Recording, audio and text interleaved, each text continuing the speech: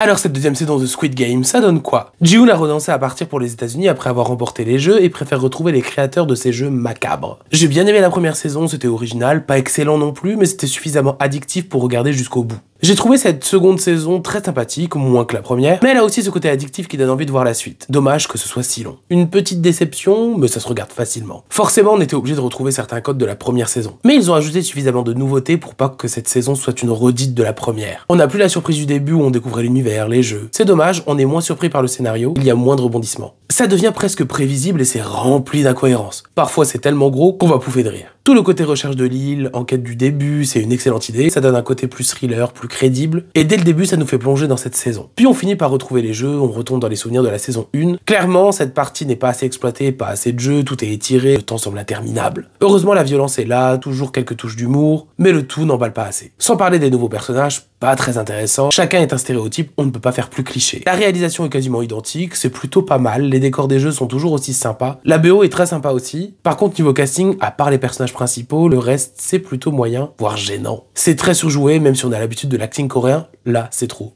En VO bien sûr.